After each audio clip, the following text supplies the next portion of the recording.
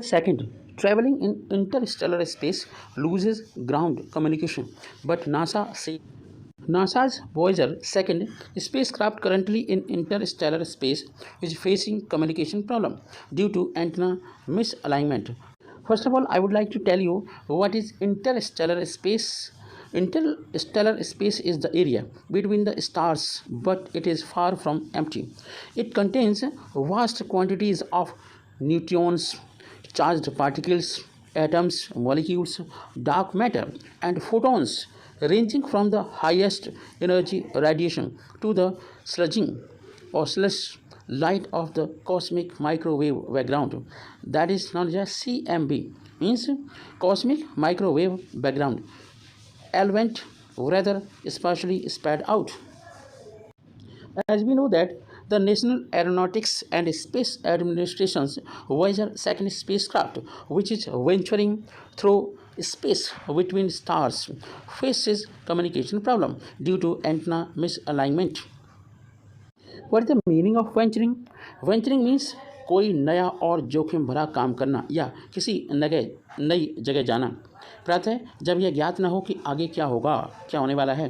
To do something और go somewhere new and dangerous when you are not sure what will happen. So it's very interesting since it cannot receive the commands or transmit data back to Earth. It is creating problem. So, however, the U.S. Space Agency is optimistic about the Voyager 2 that it will in future send the message that the issue will be resolved during the next orientation reset scheduled for October. Voyager 2 is one of the farthest human-made object in the space, behind only its predecessors Voyager 1st. Voyager 2 is the only spacecraft which is very important and sending a lot of information, but due to the miscommunication we are not getting, it is not able to send a message on Earth. A series of planned commands sent to NASA's Voyager 2 spacecraft on July 21st inadvertently caused the antenna to the 0.2 degree away from Earth. As a result, Voyager 2 is currently unable to receive commands or transmit data back to Earth. Jet Propulsion Laboratory (JPL), NASA's lab that operates the spacecraft, said in a statement on Friday.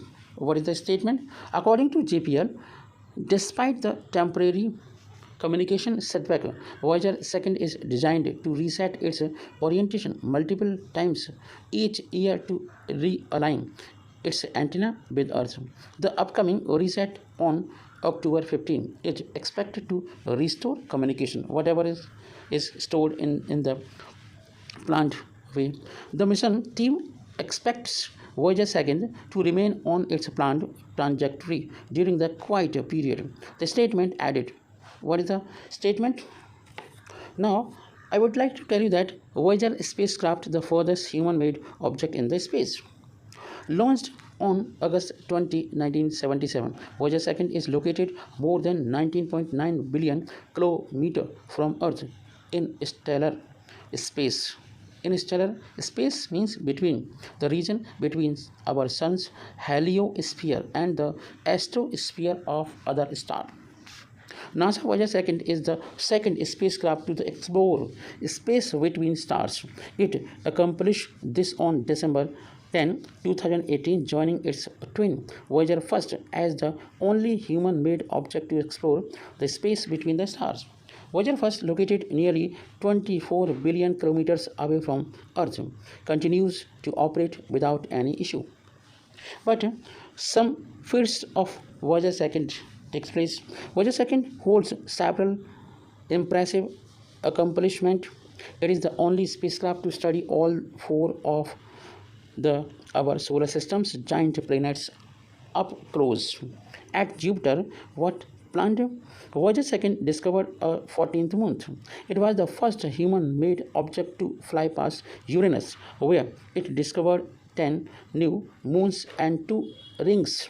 Voyager 2 also was the first human-made object to fly by Neptune, uncovering 5 moons, 4 rings, and great dark spot.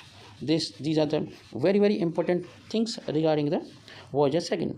Thank you so much. Have a nice day. जय हिंद, जय भारत। चंद्रयान 3 पर नज़र गड़ाए हुए है पूरी दुनिया, क्योंकि चांद की ओर बढ़ रहा है चंद्रयान 3।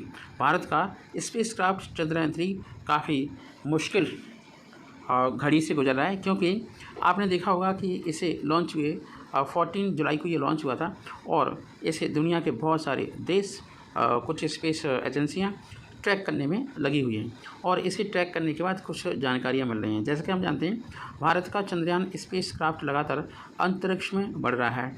चांद की ओर बढ़ते इस स्पेसक्राफ्ट पर दुनिया के कई शौकिया खगोल शास्त्री नज़र गड़ाए हुए हैं और उसे ऑब्जर्व करने की कोशिश कर रहे हैं, कोई डेटा बना रहा है। चंद्रयान 23 अगस्त को चांद की सतह पर सॉफ्ट लैंडिंग करेगा। यह मिशन कामयाब हुआ तो भारत ऐसा करने वाला पूरी दुनिया का चौथा देश बन जाएगा। आपको बताएं कि भारत चंद्रयान 3 स्पेस क्राफ्ट चांद के अपने मिशन पर है। अभी तक चंद्रयान अपनी स्पीड को बढ़ाने के लिए पृथ्वी का चक्कर लगा रहा था, लेकिन अब यह चांद के अपने रास्ते पर सीधे जा रहा है। स्पेस से जुड़ी घटनाओं पर नज़र रखने वाले लोग चंद्रयान 3 को ट्रैक कर रहे हैं। अंतरिक्ष यान अब 1 अगस्त को ट्रांस लूनर इजेक्शन से गुजरने के लिए पूरी तरह तैयार है और अपने हाईवे पर जाकर के चंद्रमा की कक्षा में पहुंचेगा। लैंडर और रोवर के 23 अगस्त को चंद्रमा पर सॉफ्ट लैंडिंग करने की उम्मीद है। वहीं प्रपल्शन मॉड्यूल कम्युनिकेशन के रिले के लिए, मतलब मैसेज भेजने के लिए चंद्रमा की कक्षा में और पृथ्वी पर वापस डेटा भेजेगा। चंद्रमा की कक्षा से पृथ्वी पर वापस डेटा भेजा जाएगा। मतलब सवाल ये है कि पृथ्वी पर कैसे डेटा आएगा, क्योंकि कोई भी चीज़ स्पेस में काम नहीं कर रही है। 20 जुलाई को चंद्रयान 3 ने अपना चौथा ऑर्बिट मैन्यूवर किया था। इसके बाद जर्मनी स्थित अमेचर शौकिया रेडियो सैटेलाइट संगठन AMSAT ने jet propulsion laboratory Horizons data का उपयोग करके अंतरिक्ष यान को ट्रैक किया। स्कॉट टिली, जो कि एक खुद को अपने आप को शौकिया खगोल शास्त्री बताते हैं, उनका कहना है कि वह चंद्रयान को ट्रैक कर रहे हैं। 2018 में वह स्टारलिंक के जूमा सैटेलाइट को डॉपलर शिफ्ट डेटा का इस्तेमाल करके ट्रैक कर रहे थे। बाद में उन्होंने एक अन्य चीज़ को भी देखा। जब उस चीज़ को ऑब्जर्व किया तो वो था चंद्रयान को ट्रैक करना।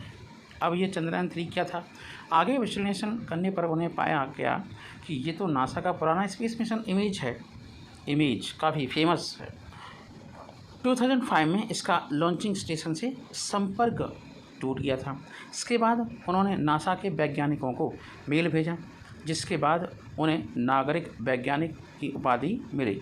डॉपलर इफेक्ट एक सैटेलाइट को आगे पीछे होने पर उसके फ्रीक्वेंसी में बदलाव को दिखाता है। इससे उसकी दूरी की गणना मैथमेटिकल कैलकुलेशन की जा सकती है। वह चंद्रयान 3 की लेटेस्ट स्थिति का आकलन करने के लिए डॉपलर फ्रीक्वेंसी डेटा का इस्तेमाल करते हैं और वह एक ग्राफ पर इसका कर्व भी बनाया है उन्होंने। इस कर्व के माध्यम से पूरी जानकारी मिल जाएगी। कुछ एजेंसियां और भी हैं जो चंद्रयान 3 को ट्रैक कर रही हैं। Indraprastha institute of information technology ने चंद्रयान 3 की कक्षा स्थिति पर आसानी से निगरानी करने के लिए चंद्रयान 3 के TLE डेटा को भी शामिल किया है। हालांकि पोर्टल पर यह डेटा मैनुअल हाथ से दर्ज किया जाता है। पोलैंड की रोटुज दूरबीन ने भी इसे ऑब्जर्व किया है और कुछ आंकड़े जुटाए हैं।